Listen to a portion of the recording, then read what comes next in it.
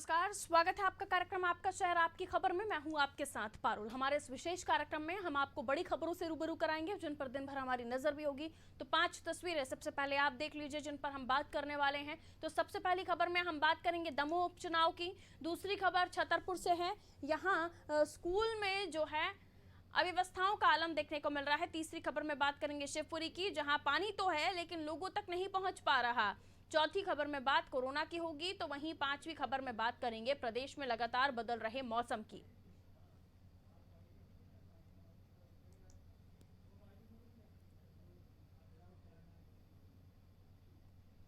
तो बात करेंगे दमोह विधानसभा उपचुनाव की। तो कांग्रेस दमोह विधानसभा उपचुनाव में बीजेपी उम्मीदवार राहुल लोधी के सामने जिला अध्यक्ष अजय टंडन को उतारेगी। इस चुनाव की तैयारियों को लेकर 19 मार्च को कांग्रेस प्रदेश अध्यक्ष कमलनाथ द्वारा बुलाई पार्टी के वरिष्ठ नेताओं के साथ बैठक में टंडन के नाम पर सहमति बनी थी। ऐसा माना जा रहा है कि कमलनाथ 25 मार्च को दमोह जाएंगे। उससे पहले टंडन का नाम घोषित कर दिया जाएगा। कांग्रेस सूत्रों का कहना है बैठक में टंडन के अलावा 2 अन्य दावेदार मनु मिश्रा और रतन चंद जैन का नाम भी चर्चा में है।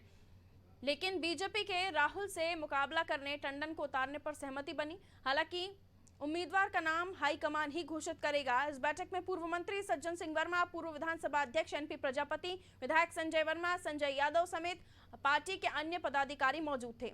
बीजेपी के राहुल लोधी वर्तमान में Madhya Pradesh civil supply corporation के अध्यक्ष भी हैं और उन्हें कैबिनेट मंत्री का दर्जा प्राप्त है। बावजूद इसके उन्हें जितनी चुनौतियां कांग्रेस के अजय टंडन से मिलेंगी उससे कहीं ज्यादा भीतरघात से नुकसान होने की आशंका है। इसकी वजह दमोह से 7 बार के विधायक और पूर्व मंत्री जयंत मलैया का विरोध है। हालांकि मलैया अभी तक खुलकर सामने नहीं आए हैं, लेकिन उनके बेटे सिद्धार्थ पार्टी गाइडलाइन से हटकर बैठकें कर रहे हैं। जानकारों का यह भी मानना है कि जयंत मलैया की नाराजगी के चलते टंडन को फायदा मिलेगा, क्योंकि जब से राहुल ने कांग्रेस से बगावत कर बीजेपी का दामन थामा है, मलैया ने उनके किसी भी कार्यक्रम में मंच साझा नहीं किया। ऐसे में सबसे बड़ा खतरा पूर्व वित्त मंत्री जयंत मलैया बन सकते हैं। वो खुद पर्दे के पीछे हैं, लेकिन बेटे सिद्धार्थ को आगे कर दिया है। अब ये देखना बाकी है कि मलैया राहुल का खेल बिगाड़ेंगे या फिर टंडन को फायदा पहुंचाएंगे। समझने की कोशिश हम करेंगे। मनोज वर्मा जी हमारे पॉलिटिकल एडिटर हैं, हमारे साथ इस वक्त फोन लाइन पर मौजूद हैं। तो क्या होगा दमोह का भविष्य, यानी दमोह उपचुनाव के बाद किसकी किस्मत खुलेगी? क्या राहुल लोधी ही वो नाम होंगे मनोज जी, जो कांग्रेस छोड़ बीजेपी में आए हैं और उन्हें बैठे बिठाए थाली परोस दी गई है, लेकिन उनके लिए मुश्किलें खड़ी कर रहे हैं मलैया साहब और उनके बेटे, खासतौर पर जो फ्रंट लाइन में आकर फ्रंट फुट पर आकर प्ले कर रहे हैं? तो क्या फायदा पहुंचाएंगे सिद्धार्थ खास तौर पर टंडन को, या फिर नुकसान होगा लोधी को? देखिए, 2 चीजें पारुल। सबसे पहले अगर 2 उदाहरण हमारे सामने है कि जब हमने देखा था कि दीपक जोशी ने हाटपिपलिया से जब बगावत की थी, जब कांग्रेस से मनोज चौधरी को टिकट दिया गया था, बाद में उन्हें मना लिया गया था और उस चुनाव में वो कोई खास असर नहीं छोड़ पाए थे। दूसरा उदाहरण हमारे सामने सांची सीट का है, जहाँ पर गौरीशंकर तेजवार बीजेपी के वरिष्ठ नेता थे, नेता प्रतिपक्ष रहे, मंत्री रहे और उनके बेटे मुदित तेजवार ने खुली बगावत की थी। इसके बाद भी सांची के इतिहास में रिकॉर्ड तोड़ 60,000 से भी ज्यादा मतों से प्रभुराम चौधरी ने चुनाव जीता था। तो जयंत मलैया 7 बार के विधायक रहे, मंत्री रहे, तो उनको अच्छी तरह से पता है कि अगर पार्टी में रहे तो उनका तो कैरियर लगभग उस ढलान पर है जहाँ बीजेपी के मार्गदर्शक मंडल की शुरुआत हो जाती है। लेकिन बेटे सिद्धार्थ का राजनीतिक भविष्य वो खतरे में नहीं डालना चाहेंगे। और दूसरी बात है, अगर एक रिस्क को ले सकते थे तब कि अगर कांग्रेस अजय टंडन की जगह सिद्धार्थ मलैया को कीजिए चुनाव मैदान में उतारती तो एक वो रिस्क ले सकते थे कि चलिए भाजपा नहीं कांग्रेस से सही। लेकिन आज की स्थिति में अगर वो बगावत करते हैं, निर्दलीय उतरने की कोशिश करते हैं, तो उनका राजनीतिक करियर भी चौपट हो जाएगा और उनके बेटे का भी। और जाहिर तौर पर है कि क्योंकि पहले 28 सीटों पर उपचुनाव था तो पार्टी पूरी तरह फोकस नहीं कर पा रही थी, लेकिन अब एक ही सीट पर उपचुनाव है। मुख्यमंत्री भी वहां पर सक्रिय है, प्रदेश अध्यक्ष वी डी शर्मा सक्रिय है, मंत्री भूपेंद्र सिंह को वहां की कमान सौंपी गई है और गोपाल भार्गव की ड्यूटी लगाई गई है। इसके साथ ही केंद्रीय मंत्री प्रहलाद पटेल भी वहाँ सक्रिय और आने वाले दिनों में हम देख सकते हैं उमा भारती वहां रहेगी। तो पूरी सरकार संगठन की नजर जब वहां रहेगी तो ऐसे में कोई भी कार्यकर्ता या नेता भीतर घात की सोचेगा भी नहीं, क्योंकि अगर ऐसा वो करते हैं तो पार्टी ने जैसा अतीत में बाकी नेताओं के साथ किया तो इन सबका असर जयंत मलैया ने भी देखा और उनके बेटे ने भी। रही बात दूसरी भीतर घात की, तो हो सकता है कि समर्थकों के जरिए कुछ मैसेज दे दिया जाए, क्योंकि जैन वोटर भी वहाँ बड़ी संख्या में है और लोधी वोटर भी एक डिसाइडिंग फैक्टर है। लेकिन ये एक ऐसी सीट है जिसपे कभी जातिगत समीकरणों का बोलबाला नहीं रहा। तीसरी एक और चीज है कि सीट का जो मिजाज है कि कोई भी नेता बड़े भारी मतों से यहाँ से नहीं जीता है। जयंत बलिया की अगर बात करें, राहुल लोधी की बात करें, तो 800 वोटों से वो जीते थे, वो भी तब जब रामकृष्ण कुसमारिया जो कि बीजेपी के नेता थे, बाबा के जी, नाम से उन्होंने मशहूर है, बगावत कर दी थी। सांसद रहे, मंत्री रहे, उन्होंने बगावत की थी। 2000 के आसपास उनको वोट मिले थे, जो कि मलैया की हार में निर्णायक साबित हुए। उसके जी। पहले भी हम देखें तो अधिकतम 6 या 7 हजार तक का मार्जिन जीत हार का जाता है। तो ऐसी स्थिति में जो खतरा राहुल के सामने भी है, वही खतरा कांग्रेस प्रत्याशी के सामने भी है, क्योंकि कांग्रेस की ओर से भी कई दावेदार मैदान में है। तो अजय टंडन की दावेदारी का भी वहाँ खुलकर विरोध हो रहा है। तो अगर ऐसी स्थिति में दोनों ही दलों के लिए बड़ी चुनौती भीतरघात ही है पारुल। बिल्कुल मनोज जी, लेकिन जाहिर है कि एक सीट से जीत हार से कोई पार्टी को तो फर्क पड़ने वाला है नहीं, लेकिन उसके बावजूद भी आपने जैसे कि बताया कि पूरी ताकत झोंकने की कोशिश रहेगी दमोह उपचुनाव में बीजेपी की। तो इसकी खास वजह क्या देखते हैं? क्या यही कि भीतरघात को शांत किया जाए, या इससे इतर भी आप कुछ और देखते हैं? देखिए, एक मैसेज का खेल होता है, क्योंकि राहुल जिस समय बीजेपी में आया उस समय बीजेपी को और किसी के समर्थन की जरूरत नहीं थी। तो जाहिर से बीजेपी मैसेज देना चाह रही थी सिंधिया समर्थकों को भी और कांग्रेस को भी, कि ऐसा नहीं है कि आपके केवल जो 22 लोग टूट कर आए सिंधिया के साथ वही हमारे संपर्क में थे, और भी लोग टूट सकते हैं। और इसके बाद हमने देखा भी था कि सुमित्रा कासड़कर हो, राहुल लोधी, ऐसे तमाम सारे चेहरे बाद में टूट कर आए, चुनाव लड़े, जीत भी गए। राहुल ने सबसे बाद में टिकट चुनाव से इस्तीफा दिया था। बीजेपी के टच में अभी आधा दर्जन कांग्रेस विधायक है, और एक मैसेज का खेल है, क्योंकि नगरीय निकाय चुनाव के पहले अगर बीजेपी चुनाव सीट को जीतती है तो एक नई ऊर्जा के साथ जाएगी। और कांग्रेस जो कि लगातार उपचुनाव भी हार गई थी, और इस सीट को भी अगर वो हार जाती है, क्योंकि जैसे बीजेपी का पूरा फोकस इस सीट पर है, ऐसे कांग्रेस के सामने भी एक ही सीट है। तो अगर वहां पर हम देख रहे हैं कमलनाथ भी जा रहे हैं, और एक परसेप्शन बनता है। दिल्ली की अगर हम बात करें, 5 सीटों के पार्षदों के चुनाव हुए थे, जिसमें बीजेपी के केवल 1 पार्षद थे, 3 आम आदमी के पार्षद थे और 1 कांग्रेस के। तो उपचुनाव में आम आदमी पार्टी ने 4 सीटें जीती और कांग्रेस ने।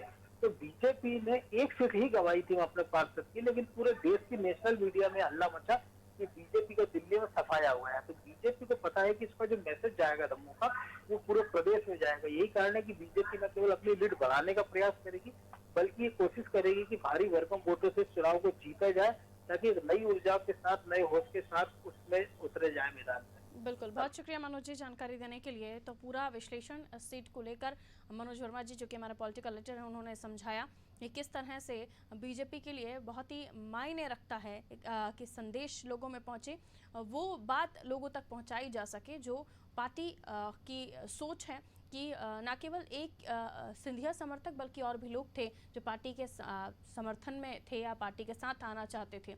और भी कई चीज़ें हैं जो उन्होंने हमें समझाई। चलिए आगे बढ़ते हैं, अगली खबर की ओर हम रुख कर रहे हैं। मध्य प्रदेश के छतरपुर जिले में कैसे प्रदेश सरकार की नाक के नीचे शिक्षा माफिया किस तरह से सरकारी खजाने को लूटने के में कोई कोर कसर नहीं छोड़ रहा है, इसको लेकर हम बातचीत करेंगे और एक रिपोर्ट आपको दिखाते हैं इस पूरे मामले को लेकर, वो आप देखिए। प्रदेश सरकार माफियाओं के खिलाफ अभियान चला रही है। भू माफियाओं को 10 फीट नीचे जमीन में गाड़ने की बात प्रदेश के मुखिया कहते हैं, तो जरा सोचिए, अगर ऐसी जानकारी प्रदेश के मुखिया को मिले कि उनके शासनकाल में शिक्षा माफिया भी तेजी से पैर पसार रहे हैं, शिक्षा के नाम पर कई बड़े घोटालों को अंजाम दिया जा रहा है, इस और प्रदेश सरकार गौर करे। मध्य प्रदेश के छतरपुर जिले में शिक्षा विभाग में बड़ा घोटाला, शिकायत के बाद भी जिम्मेदार नहीं दे रहे हैं ध्यान। क्या जिम्मेदार अधिकारियों की है मिली भगत या राजनीतिक संरक्षण? क्या शिक्षा माफियाओं को नजरअंदाज करेंगे प्रदेश के मुखिया? मध्य प्रदेश के छतरपुर जिले के राजनगर विकास खंड अंतर्गत कर्री संकुल में वर्ष 2017-18 में अतिथि शिक्षक भर्ती में बड़ा घोटाला करने का मामला सामने आया है। राजनगर निवासी रविंद्र मिश्रा ने छतरपुर शिक्षा विभाग पर कई गंभीर आरोप लगाते हुए खुलासा किया है। 3 साल से लगातार उनके द्वारा शिकायत की जा रही है, जिसमें सीएम हेल्पलाइन से लेकर जिम्मेदार अधिकारियों को कई बार अवगत कराया गया, लेकिन जांच के नाम पर सिर्फ खाना पूर्ति की जा रही है। मध्य प्रदेश में भाजपा की सरकार होने के बावजूद अधिकारी बेखौफ हैं। जमकर भ्रष्टाचार को अंजाम दिया जा रहा है। जिला शिक्षा अधिकारी पिछले 3 साल से भ्रष्टाचार पर पर्दा डाल रहे हैं। अतिथि शिक्षक भर्ती में खासकर शिक्षा अधिकारी जो बीओ साहब हैं और प्रिंसिपल आर के पांडे, उनके द्वारा लगातार 3 वर्षों से भ्रष्टाचार किया गया था और उसको दबाने का प्रयास किया गया था। लगातार हमारे द्वारा शिकायत की गई, जिस पर जिला शिक्षा अधिकारी ने तो कार्रवाई कर दी थी, लेकिन उस कार्रवाई में कहीं ना कहीं जिला शिक्षा अधिकारी के द्वारा पर्दा डाला गया है और कोई कार्रवाई नहीं की उन पर। उनके द्वारा पत्र भेज दिए सागर को कि मैंने कार्रवाई कर दी है। अगर कार्रवाई की थी तो 1 महीने बाद क्यों नहीं उनको निलंबन किया? कि उस समय भाजपा की सरकार थी, भाजपा की सरकार में मेरे द्वारा लगातार शिकायत करते रहे, लेकिन उस पर कोई कार्रवाई नहीं। जैसे तैसे भाजपा की सरकार गई, फिर कांग्रेस की आई, तो कांग्रेस की सरकार में भी यही भ्रष्टाचार चलता रहा, लेकिन इस पर कोई कार्रवाई नहीं। हालांकि फिर भाजपा की सरकार आ गई है, लेकिन अब थोड़ा उम्मीद हमें लग रही है कि हाँ, थोड़ी कार्रवाई होगी उसमें। मुझे शंका है कि कहीं मामले को दबा न दिया जाए। हाँ, बिल्कुल राजनीतिक रंग है उसमें। कई लोग ऐसे लोग हैं, दिग्गज लोग हैं, जो पार्टियों, राजनीतिक पार्टियों से भी संबंधित रखते हैं। अतिथि शिक्षक भर्ती घोटाले का मामला मीडिया में सामने आने के बाद छतरपुर शिक्षा विभाग में हड़कंप मचा हुआ है। जिला शिक्षा अधिकारी मीडिया के सामने आने से बच रहे हैं, तो वहीं अब आयुक्त लोक शिक्षण संचालय सागर के द्वारा 3 सदस्यीय जांच समिति बनाकर राजनगर विकास खंड क्षेत्र के कर्री संकुल की जांच के लिए जिम्मेदारी सौंपी है, जिसमें डॉक्टर धीरेन्द्र कुमार मिश्रा सहायक संचालक सागर, प्राची जैन उप संचालक, महेश यादव सहायक लेखाधिकारी शामिल हैं। शिकायतकर्ता रविंद्र मिश्रा ने दोषियों पर कड़ी से कड़ी कार्रवाई करने की मांग की है। वहीं सागर से जांच करने पहुंचे सहायक संचालक धीरेन्द्र कुमार मिश्रा मीडिया के सवालों पर गोलमोल जवाब देते नजर आए। जांच कमेटी जो आज सागर से आई है, उनके जो जवाब हैं, कहीं ना कहीं उनके जवाब में भी मुझे संदिग्धता नजर आ रही है। हमें आश्वासन तो दिया है उनके द्वारा कि मैं जांच करूंगा और जल्दी से जल्द इस मामले में जांच होगी। हम इस कार्रवाई चाहते हैं कि इस भ्रष्टाचार वाले मामले में जो जितने भी दोषी हैं 20-22 लोग, सबको निलंबन किया जाए, सबसे वसूली की जाए और जो विधिवत विभागीय जाँच होती है उनके द्वारा करते हुए मामला पंजीबद्ध करवाए होगी। नियमानुसार कार्रवाई जो प्रतिवेदन उचित कार्रवाई होगी, उचित कार्रवाई होगी जी। बोल में कोई उत्तर नहीं, मतलब उचित कार्रवाई होगी। जैसे लगभग अभी 3 साल हो गया है शिकायतकर्ता घूमते भटकते भटकते, क्या अभी भी शिकायतकर्ता भटकेगा? नहीं भटकेगा। नहीं भटकेगा। आप आश्वासन देते हैं? जो प्रतिवेदन के आधार पर त्वरित कार्रवाई होगी। सर कहीं ना कहीं सर आप जिम्मेदार अधिकारी, लेकिन आपका आंसर बड़ा गोल मटोल आ रहा है। हर बात पे बोलते हैं आप, मैं इस पर कुछ नहीं कहूँगा। सर आप नहीं कहेंगे तो कौन कहेगा? नहीं, मैं देखिए, मैं जांच करता अधिकारी हूँ, अनुशासक अधिकारी जो होता है। सर प्रोटोकॉल के तहत यहाँ उपस्थित आप हैं तो आपसे ही पूछेंगे, तो आप एक जो उत्तर हो, सही उत्तर क्यों नहीं दे पा रहे हैं? आपका जो उत्तर, आपकी बात मानी कि आप कार्रवाई तुरंत चाहते हैं, तत्काल कार्रवाई क्यों नहीं? 3 साल से लंबित रहा प्रकरण। अब मामला उजागर होने के बाद देखना होगा कि प्रदेश सरकार ऐसे भ्रष्ट अधिकारियों के खिलाफ क्या एक्शन लेती है। यह तो आने वाला वक्त ही बताएगा। अनादि टीवी के लिए छतरपुर से समीर अवस्थी की रिपोर्ट। तो ये तो कई ऐसे घोटाले हैं जो हम आए दिन सुनते रहते हैं, लेकिन छतरपुर का शिक्षा भर्ती घोटाला, जिसमें न केवल शिक्षकों के खुद की रोजी रोटी पर आन पड़ी है, बल्कि शिक्षा व्यवस्था को भी अगर हम कहें कि दुरुस्त हो सकती है तो उसको लेकर भी कोई काम या कदम नहीं उठाए जा रहे हैं। समीर अवस्थी संवाददाता फोनलाइन पर इस वक्त हमारे साथ मौजूद हैं। समीर, छतरपुर में शिक्षक घोटाला, और वो भी ये बात 17-18 की, यानी काफ़ी समय हो गया, अब तक सिर्फ आश्वासन की बात कही जा रही है। इतने लंबे समय बाद आखिर क्यों कोई इस मामले पर ध्यान नहीं दे रहा? देखिए पारुल, मैं बताना चाहूंगा, ये सबसे बड़ा घोटाला कहा जा सकता है छतरपुर जिले में। इस वक्त जो है शिक्षा विभाग में हड़कंप की स्थिति देखने को मिल रहा है।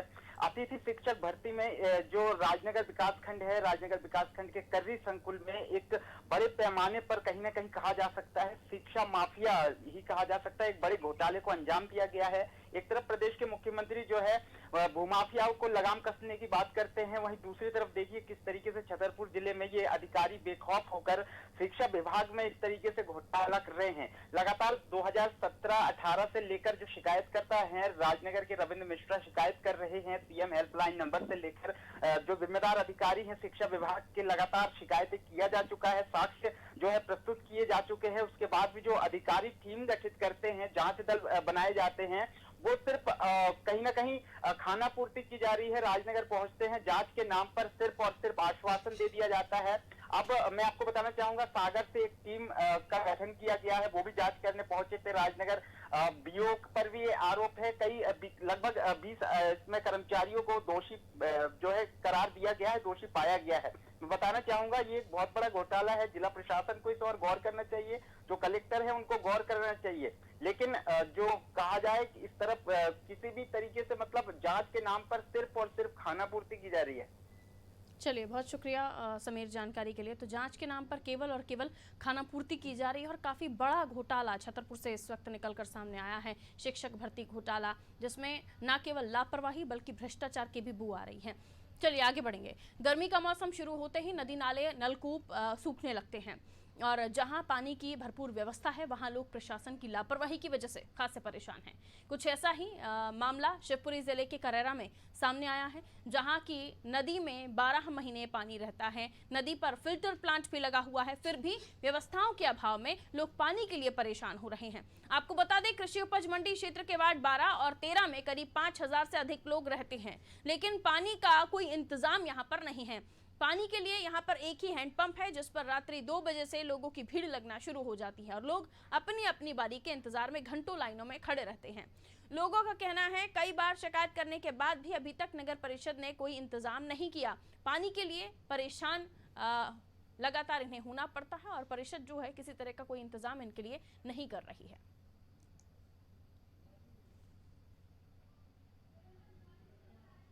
तो पानी की परेशानी, पानी को लेकर देखिए, आज ही जो कार्यक्रम हुआ प्रधानमंत्री नरेंद्र मोदी, जिसमें पानी के संरक्षण को लेकर भी वो बात कर रहे थे और यहाँ पानी होने के बावजूद भी लोगों को नहीं मिल रहा है। ज़्यादा दूरी नहीं है जिस नदी में लबालब पानी भरा हुआ है। हाँ, नलकूप सूखने लगते हैं, लेकिन नदी जब भरी हुई है तो आखिर क्यों व्यवस्था ऐसी नहीं होती कि पानी उन्हें मिल सके। संवाददाता राजेश नरवरिया हमारे साथ इस वक्त फोन लाइन पर मौजूद हैं।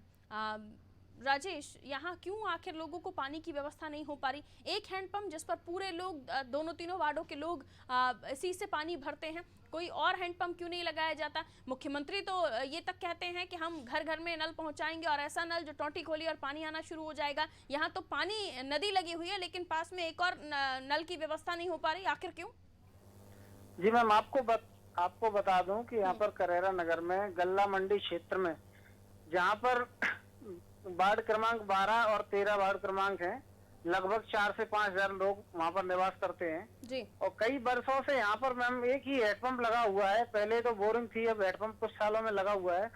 तो ऐसे ही लोग इंतजार करते हैं, रात के 2-2 बजे से नंबर लगाना पड़ते हैं, तब जाके नंबर सुबह आता है लोगों का। काफी लोगों को परेशानी उठानी पड़ती है यहाँ पर पानी को लेकर। कई बार उन्होंने नगर पंचायत में भी आवेदन दिए हैं सुनवाई के लिए, तो सीएमओ साहब का जवाब रहता है कि करवा देंगे, ऐसे करके लोग काफी दिनों से परेशान हैं। जब लोगों से पूछा जाता है कि शिकायत आपने की है, तो लोग जाते हैं और घूम घाम के आ जाते हैं, कोई सुनता नहीं है उन लोगों की। चलिए, यानी सारी जानकारियां प्रशासन के पास हैं, तंत्र के पास हैं, लेकिन बावजूद इसके ग्रामीणों की सुनवाई नहीं हो रही है। देखिए, तस्वीरें भी हम आपको दिखा रहे हैं। बहुत शुक्रिया राजेश कि रात के 2 बजे से लेकर सुबह तक भी लोग लाइनों में खड़े रहते हैं, क्योंकि उन्हें अपने घर में पानी भरना होता है। दोपहर के समय इन्हें बाहर काम करने जाना पड़ता है, रोजी रोटी कमाने जाना पड़ता है और रात को इन्हें पानी भरना पड़ता है। तो सोचिए क्या हालत होगी यहाँ के लोगों की। 12 और 13 वार्ड क्रमांक है जो कृषि उपज मंडी क्षेत्र से लगा हुआ है। 5000 से अधिक की आबादी है यहाँ इन दोनों वार्डों को मिलाकर, लेकिन नदी के पास ये क्षेत्र है, ये वार्ड है, बावजूद इसके पानी की व्यवस्था यहाँ पर नहीं हो पा रही। ये पूरी 5000 की जो आबादी है सिर्फ एक हैंडपंप पर डिपेंड करती है। चलिए आगे बढ़ते हैं। भोपाल, इंदौर, जबलपुर में संडे लॉकडाउन के बावजूद प्रदेश में कोरोना की रफ्तार तेजी से बढ़ रही है। प्रदेश में पिछले 24 घंटे में 1382 नए संक्रमित मिले हैं, जबकि 3 मरीजों की मौत हो चुकी है। प्रदेश में लगातार दूसरे दिन 1300 से ज्यादा केस सामने आए हैं। भोपाल में 349, जबकि इंदौर में 356 कोरोना मरीज मिले हैं। प्रदेश में अब एक्टिव केस 8000 से ज्यादा हो गए हैं। संक्रमण दर 5.7% रह गई है। अगर नए मामलों की रफ्तार ऐसी ही रहती है तो 15 अप्रैल तक कुल संक्रमितों का आंकड़ा 3 लाख के पास पहुंच जाएगा। अभी 2,75,727 संक्रमित हैं। प्रदेश में हर दिन मिले जो मरीज हैं उनके मामलों में 52% केस भोपाल, इंदौर के हैं। दोनों जगह रविवार को 750 संक्रमित मिले हैं। प्रदेश के 8000 एक्टिव केस से 4000 से ज्यादा इन्हीं 2 शहरों में से मिल रहे हैं। भोपाल में 2069 तो इंदौर में 2090 एक्टिव केस यहां से मिले हैं। यानी ये दोनों शहर एक तरफ हैं और अन्य 50 जिलों की बात करें तो वो एक तरफ हो जाते हैं। बीते 6 दिन से सभी 52 जिलों में संक्रमित मिल रहे हैं। अगर मालवा में अभी 9 तो निवाड़ी में 10 एक्टिव केसेस हैं। कोरोना संक्रमण रोकने और बचाव के लिए राज्य सरकार 23 मार्च से रोजाना 2 बार पूरे प्रदेश में सायरन बजाएगी। इस दौरान 2 मिनट के लिए जो जहां होगा वहीं रुकेगा। कोरोना समीक्षा बैठक के बाद मुख्यमंत्री ने ये बताया कि सायरन सुबह 11 बजे और शाम 7 बजे बजेगा। इसमें जनप्रतिनिधि, सामाजिक कार्यकर्ता, एनसीसी और एनएसएस कैडेट्स लोगों को मास्क लगवाएंगे और कोरोना से बचाव का संकल्प दिलाएंगे। वो दुकानों के सामने सोशल डिस्टेंसिंग के गोले भी बनवाएंगे। यानी पुरजोर कोशिश होगी कोरोना पर काबू पाने की, लेकिन कोरोना थम नहीं रहा है, कोरोना लगातार बढ़ रहा है।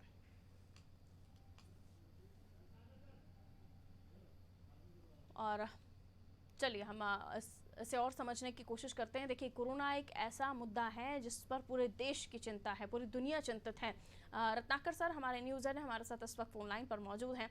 रत्नाकर सर, कोरोना लगातार बढ़ रहा है और अगर हम आंकड़े देखें तो 2000 भोपाल, 2000 इंदौर, इससे ज़्यादा ही बल्कि 8000 केसेस एक्टिव बताए जा रहे हैं और लगातार जो नए मामले सामने आ रहे हैं वो तो हैं ही।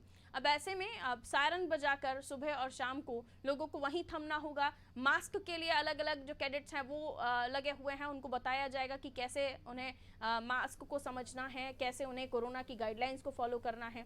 लेकिन सवाल ये कि जनता जब तक जागरूक नहीं होगी, जब तक वो अपनी जिम्मेदारी नहीं समझेगी, कोरोना यूं ही बढ़ता रहेगा। ये लापरवाही की वजह ही है।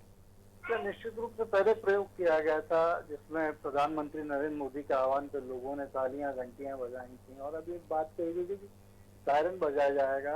दरअसल इसके पीछे एक मनोवैज्ञानिक जो कारण रहता है वो ये कि सायरन हो, चाहे आप थाली बजा रहे हो या घंटी आप बजा रहे हो, निश्चित समय पर सब लोग मिलकर तो एक फीलिंग जनरेट होती है, एक अवेयरनेस का एक मैसेज जाता है लोगों के बीच में कि हाँ हम सब मिलके कोरोना से लड़ रहे हैं। 23 तारीख को जिन 2 वक्त में आप सायरन बजता देखेंगे और उस वक्त में आप जिन लोगों को अपनी अपनी जगह पर खड़ा देखेंगे तो निश्चित रूप से सारे लोग एक अंडरस्टैंडिंग के साथ वहाँ खड़े आपको दिखेंगे कि हम कोरोना से हमें फाइट करना है, हमें मास्क पहनना है। बावजूद इसके जो सबसे दुर्भाग्यजनक स्थिति वो ये है कि लोगों के भीतर आप कल भी देखेंगे, मैं निराशाजनक बातें कहना नहीं चाहता, लेकिन आप कल भी देखेंगे उस 11 बजे के सायरन के बाद और शाम के 7 बजे के सायरन के बाद आपको ज्यादातर लोग वही मिलेंगे जो मास्क अगर होगा तो मुंह के नीचे लटकाए रहेंगे या उसको गले में बांध के चलते आपको नजर आ जाएंगे। सोशल डिस्टेंसिंग का कोई पालन नहीं करेंगे। इस वक्त मैं जिस जगह पर बैठा हूँ वहां से बारात का जुलूस निकल रहा है, कम से कम 100 लोग उसमें शामिल हैं, पूरे के स्टॉप के सामने से निकल रही। अभी कुछ देर पहले मेरी गंजबासोदा में बात हुई, वहां पता चला कि विदिशा और गंजबासोदा में जिन सेंटर्स पे कोरोना के पेशेंट्स को एडमिट किया जाता था वो बंद हो गए, तो अब उन्हें भोपाल रेफर कर रहे हैं। तो एक तरफ कोरोना का प्रकोप बढ़ता चला जा रहा है, लोगों की लापरवाही साथ में बढ़ती चली जा रही है। स्वास्थ्य सुविधाओं में जिस तरीके की कमी दिख रही है या जो मैं जिस आपको बारात के प्रोसेशन की मैं बात कर रहा हूँ जिस पर अब तक की कार्रवाई हो जानी चाहिए थी वो भी नहीं हो रही, तो उन सारी चीजों के चलते वही नौबत आ गई कि हफ्ते में एक बार फिर हमको लॉकडाउन झेलना पड़ा और अगर ये हालात नहीं संभले तो फिर प्रदेश को तैयार रहना चाहिए वही खतरनाक दिन देखने के लिए जब कई दिनों तक लगातार घर के बाहर निकलने तक मुहाल हो गया था। लोग सब्जियों, दूध के लिए तरस कर रह गए थे। लोग इस बात को अभी भी नहीं समझ रहे हैं, लोग इस बात को अभी भी हल्के में ले रहे हैं। एक बड़ा जुमलेबाजी चल रही है कि पश्चिम बंगाल में कोरोना नहीं है क्योंकि वहां पर इलेक्शन, ये बहुत ही तरीके की चीज है क्योंकि हमें अपना राज्य देखना है, हमें अपना घर देखना है, हमें अपनी सेहत देखनी है, अपना परिवार देखना है। तो उसके लिए अगर आप इस किस्म की बातें करेंगे कि वेस्ट बंगाल में कोरोना रोक क्यों नहीं लग रही, तो बड़ा दुर्भाग्यजनक है कि इस तरह की अवेयरनेस की जब तक कमी रहेगी स्थिति में कोई सुधार आने की उम्मीद नहीं की जा सकती। जागरूकता की बेहद जरूरत है, जो होना जरूरी है। अगर ऐसे ही हम टालते रहें तो आने वाले समय में घातक हो जाएंगे हालात। बहुत शुक्रिया रत्नाकर सर जानकारी देने के लिए। और चलिए इसी बीच हम आपको सुनवाएंगे कि क्या कुछ इस मामले को लेकर मेरी होली मेरे घर ये स्लोगन, दूसरा मास्क लगाने के लिए भी उन्होंने कहा है कि सभी जनप्रतिनिधि, सभी माननीय मंत्रीगण ये अपना मास्क लगा के, मेरा मास्क मेरी सुरक्षा, ऐसे करके व्हाट्सएप पे, फेसबुक पे, ट्विटर पर, जो भी सोशल मीडिया के फोरम हैं उन सभी फोरमों पर इस तरह का प्रचार करें जिससे लोग प्रेरित हों। कई शहरों में बुरहानपुर, खरगोन, रतलाम, छिंदवाड़ा, बैतूल, ग्वालियर जैसे जिलों में रात्रिकालीन कर्फ्यू लगाया, इंदौर, भोपाल, जबलपुर में संडे का लॉकडाउन किया। इसके बावजूद भी माननीय मुख्यमंत्री जी की मान्यता है कि इसमें जन जागरण जरूरी है और उस जन जागरण को मद्देनजर रखते हुए कल 23 तारीख को 11 बजे एक कार्यक्रम होगा, शायरन बजेगा, जो जहां है वो थमेगा। इसमें स्वयं मुख्यमंत्री जी भी होंगे, मंत्रिमंडल के सभी सम्मानित मंत्रीगण होंगे, जहां भी होंगे प्रदेश में, सभी शहरों में ये शायरन बजेगा। आज ये भी तय किया गया है कि जो त्योहार हमारे आ रहे हैं, सभी धार्मिक त्योहार, सभी धर्मों के, और उनमें जो जहां 20 से ज़्यादा केस आ गए हैं, उन स्थानों पर संख्या को, चाहे वो अंत्येष्टि की यात्रा हो, शादी हो, विवाह हो, जहाँ 20 से ज़्यादा केस आ गए, यहाँ यह कोड करना भी चाहूँगा मैं, वहाँ उनकी संख्या को अब पुनः सीमित किया जाएगा, जहाँ सप्ताह में 20 से ज़्यादा केस आ गए हैं। और चलिए बढ़ेंगे अब अगली खबर की तरफ। मध्य प्रदेश में सोमवार को फिर मौसम बदल गया। राजधानी के कुछ हिस्सों में सुबह बादल छाने के बाद बारिश हुई। हालांकि कुछ देर बाद मौसम साफ हो गया। मौसम विभाग ने अगले 48 घंटे में गरज चमक के साथ प्रदेश के कई हिस्सों में बारिश का अनुमान जताया है। मौसम विभाग के अनुसार दक्षिण पूर्वी मध्य प्रदेश में ऊपरी हवा का चक्रवात बना हुआ है, जिसके कारण बादल बन रहे हैं। इसी वजह से भोपाल में सोमवार सुबह हल्की बारिश हुई। यहां 0.4 mm बारिश रिकॉर्ड की गई। साथ ही 23 मार्च को एक पश्चिमी विक्षोभ बन रहा है। इसके चलते प्रदेश के कई हिस्सों में अगले 48 घंटे में हल्की बारिश या बूंदाबांदी हो सकती है। इसमें भोपाल, होशंगाबाद, ग्वालियर, चंबल, जबलपुर, रीवा, शहडोल संभाग के जिलों में गरज चमक के साथ हल्की बारिश के आसार बताए गए। यहां ओले भी गिर सकते हैं। इसके बाद 24 मार्च को बादल रह सकते हैं, लेकिन बारिश की संभावना फिलहाल नहीं है। और इसी के साथ आपका शहर आपकी खबर में इतना ही। और खबरों के लिए आप देखते रहिए अनादि टीवी। नमस्कार।